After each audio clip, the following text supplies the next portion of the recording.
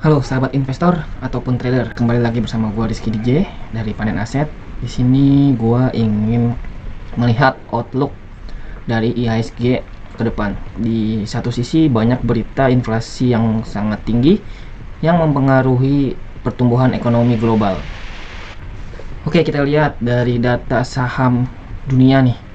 Di bulan ini nih, hampir rata-rata semua itu mengalami penurunan yang cukup tajam. Di sini kita bisa lihat ya, hampir semua pasar saham itu turun. Banyak berita-berita yang mungkin tidak enak untuk didengar ya.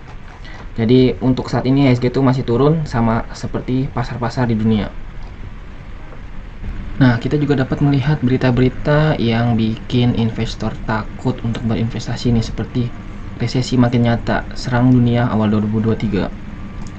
Kementerian Keuangan juga merilis berita proyeksi pertumbuhan ekonomi dunia ini tengah dalam tekanan global. Nih, daftar 10 negara dengan inflasi tertinggi pada April-Mei 2022. Banyak berita-berita yang bikin investor takut untuk investasi. Bisa berita positif nih di Indonesia atau IHSG untuk kita. Menteri Keuangan kita memproyeksi ekonomi di semester 1 atau 6 bulan di tahun 2022 bisa mencapai 5,5%. Di sini masih ada sentimen positif. Jadi di sini kapan kita bisa masuk? Boleh kapanpun, asal jangan langsung di all in. Kita harus pakai manajemen yang bagus lah untuk masuk ke sebuah saham. Oke, tenang, untuk kalian yang ingin masuk ketika ekonomi sedang tidak baik, pasti ada satu sektor, yaitu sektor consumer good atau sektor kebutuhan yang pasti akan selalu digunakan. Sebelum kita men-screening saham-saham di sektor consumer good, kita bisa ngecek nih IHSG. Di sini gua menggunakan Stockbit ya. Oke, jika diukur dengan menggunakan Fibonacci, IHSG tepat berhenti di poin 61,8. Di sini biasanya golden ratio nih, dia akan balik memantul ke atas. Akan tetapi di bawah sini ada MA 200 nya, kemungkinan besar akan menyentuh MA 200 baru dia rebound, atau kita bisa menunggu konfirmasi candle berikutnya apakah dia turun menembus MA 200 atau dia rebound ya. Ini untuk outlook IHSG. Yang pertama ada ICBP, yaitu Indofood CBP Sukses Makmur. Di sini kalau bisa dibilang dia distributor Indomie ya, sangat besar juga. Nih, skenario pertama, jika dia hari ini turun menembus resisten yang menjadi support, pasti dia akan ke bawah sini. Di terdekat di angka 9.000, jika masih tertembus kita maksimalin di angka 8.400-an. Dalam tren bullish ini, penurunan ini sangat koreksi wajar ya, kayak seperti dari awal nih, dia naik, turun dikit, naik lagi, turun dikit, dan baru melanjutkan kenaikan. Di sini kemungkinan dia bermain di area support ataupun resisten yang menjadi support. Jika tertembus, maksimal penurunan di angka 8.400-an. Di sini juga kalau dinilai dari Fibonacci, tepat di poin 5.00 sampai 6.18 itu 8.000 sampai 8.300 itu supportnya dia jika area ini tertembus. Oke, yang kedua ada INDF atau Indofood Sukses Makmur. Ini nggak beda jauh sama ICBP ya, karena ini induk perusahaannya ICBP. Sama halnya kayak ICBP. Dalam kenaikan ini dia turun koreksi normal nih. Di sini area resisten yang menjadi support. Boleh jika kalian ngerasa bagus, boleh akumulasi nih. Ini area akumulasi. Jika memang dia menembus di area akumulasi ini, maksimal penurunan dibatasilah ke MA 100 dan 200 nya ada di angka 6.400 sampai 6.500. Kalian bisa beli lagi di bawah sini nih jika memang kalian berani, tapi jika memang tidak, bisa dilepas. Kalau skenario awal gua bisa ditambah di sini MA 100 dan 200 ketika di sini tertembus. Maksimal penurunan di 6.200, yaitu jika kita ada di angka sini nih, maksimal penurunan di angka 8%. Ini jika turun terparah ya. Target kita ada di angka terdekat 7.200 di 6%, 7.400 di 8%. Target ideal tertinggi ada di 14%. Jadi jika kalian bisa beli di area akumulasi ini, jika tertembus di area ini, kemungkinan harga rata-rata kalian ada di area 6.600-an.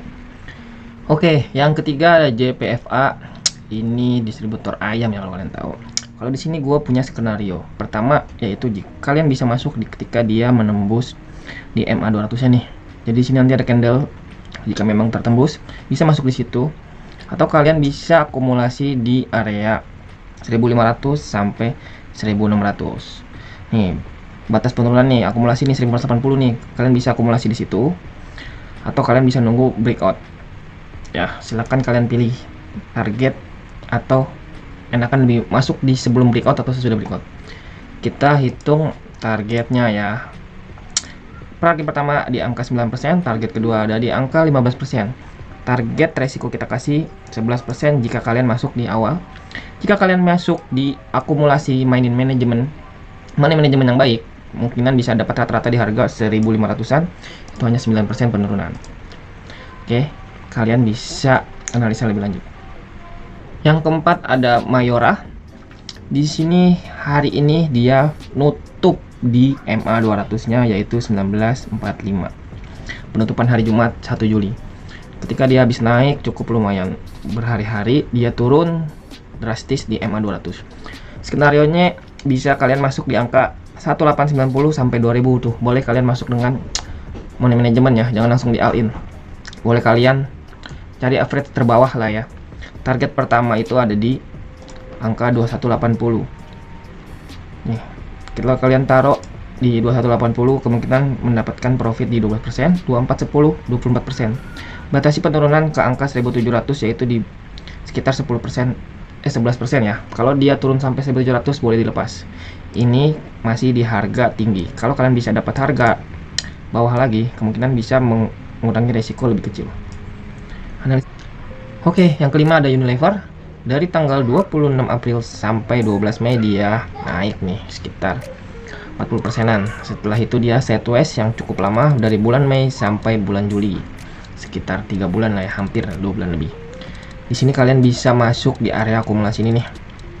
Kalau gue cek di bandar detektornya Stockbit, dari mulai nih tanggal 13 Mei. 13 Mei sampai hari ini. Nih, broker atau buyernya itu hanya dikit nih. Jadi bisa dibilang dia lagi sedang akumulasi nih, yang jual banyak banget. Jadi kalau kalian main cepet atau scalping lah ya, kalau bisa dibilang, kalian bisa main di area 4.600 sampai 5.150.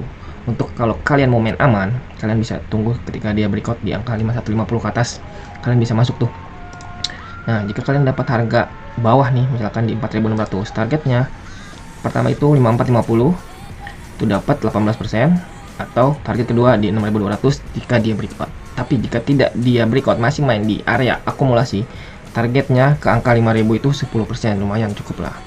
Nah, jika kita batasi penurunan itu di angka 4.100 ya, sekitar 9%. Nah, jika memang dia turun lebih dari 4.100, bisa kalian pikirkan ulang untuk dilepas saja. Analisa lebih lanjut dari kelima saham yang gua sudah analisa. Keputusan jual dan beli ada di tangan kalian sepenuhnya. Jadi kalian bisa memanage risiko kalian seperti apa. Keuntungan dan kerugian ada di tangan kalian. Bye.